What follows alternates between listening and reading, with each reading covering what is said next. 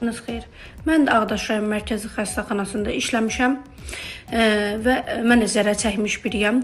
Xanıma baxdım, yayılmış videoya baxdım, cürətləndim, ürəkləndim və istəyirəm ki, mən də İntiqam Doktor barədə bəzi açıqlamaları verəcəyəm. Mənim də xahiş eləyirəm, mənim də yəni günahsız yerə işdən çıxarılmağım barədə tədbir görülsün. Çox yerə şikayət eləmişəm, şikayətimə baxılmayıbdı. Çünki Vüqar Qurbanovun vaxtında idi. Şikayətimə baxılmırdı. Çünki İntiqam Doktor Vüqar Qurbanovun həqiqətən adamı idi. Xahiş eləyirəm, mənim də işimə baxılsın. Mənə də köməkli olunsun. Çünki mən də övladlarım var. Bugün işsizəm. Bir Ağdaşlı qadınıyam.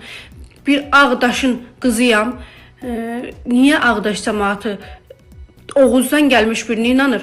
Öz vətəndaşına, öz qızına inanmır. Mən sizin qızınızam. Mən yalan danışmaram. Məni də dinləyərsiniz. Gözünüz mediada olsun.